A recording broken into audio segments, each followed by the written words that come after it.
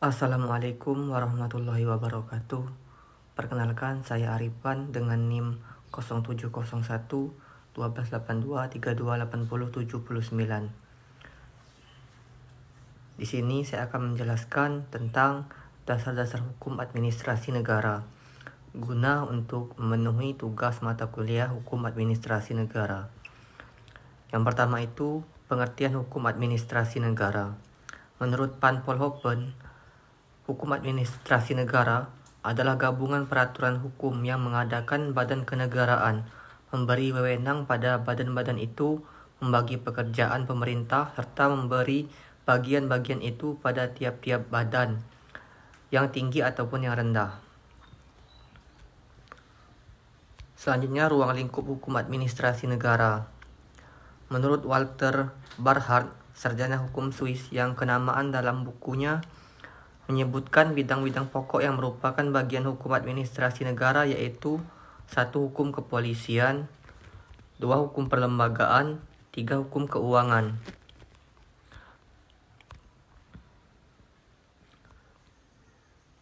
3. Teori tentang lapangan hukum administrasi negara. Lapangan pekerjaan administrasi negara dapat dilihat dari perkembangan teori-teori, yaitu pertama teori Eka Praja, yang merupakan konsep yang menjelaskan sistem pemerintah di mana seluruh kekuasaan negara berada di tangan satu individu, yaitu raja.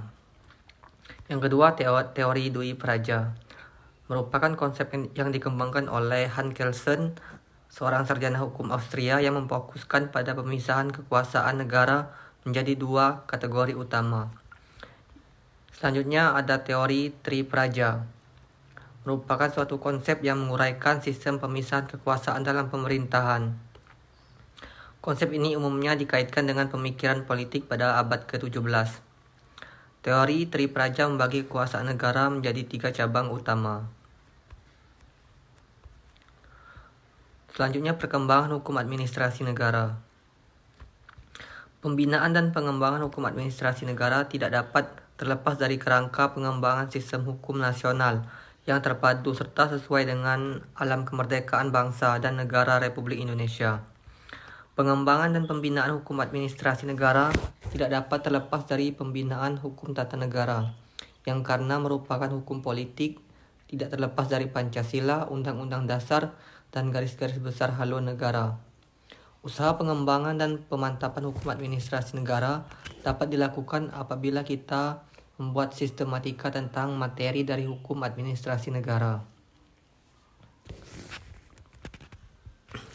Selanjutnya, hubungan hukum tata negara dengan hukum administrasi negara.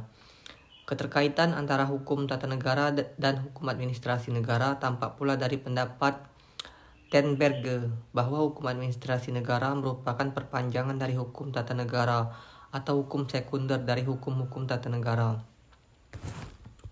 Pendapat ini dipengaruhi oleh perkembangan sejarah, karena memang pada abad ke-19 hukum tata negara dan hukum administrasi negara merupakan satu kesatuan, dan hukum administrasi negara dianggap sebagai tambahan hukum administrasi negara dari hukum tata negara atau sebagai bagian dari hukum tata negara.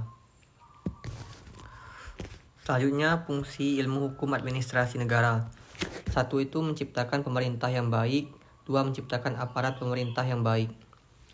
Selanjutnya, fungsi hukum administrasi negara. Pertama, menjamin kepastian hukum, menjamin keadilan hukum. Yang ketiga, hukum administrasi negara itu sebagai berfungsi ganda, yaitu sebagai pedoman dan ukuran. Selanjutnya, kedudukan hukum administrasi negara dalam ilmu hukum. Hukum administrasi negara memiliki posisi yang strategis dalam ilmu hukum karena berfungsi sebagai jembatan antara hukum publik dan hukum privat. Hukum ini menjelaskan bagaimana norma-norma hukum dapat diterapkan dalam praktik pemerintahan dan interaksi antara pemerintah dan masyarakat. Selanjutnya, asas-asas hukum administrasi negara.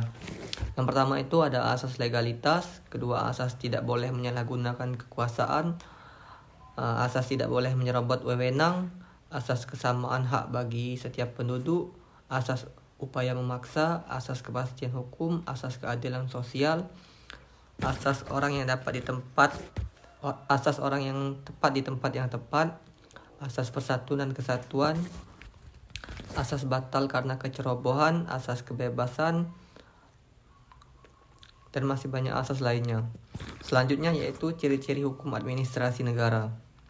Yang pertama itu memberikan kewenangan yang luas pada administrasi negara. Kedua, membatasi administrasi negara. Ketiga, memberikan perlindungan kepada rakyat. Empat, membebani rakyat dengan berbagai kewajiban. Mungkin itu saja materi yang bisa saya sampaikan. Semoga membantu teman-teman semua. Saya akhiri. Wassalamualaikum warahmatullahi wabarakatuh.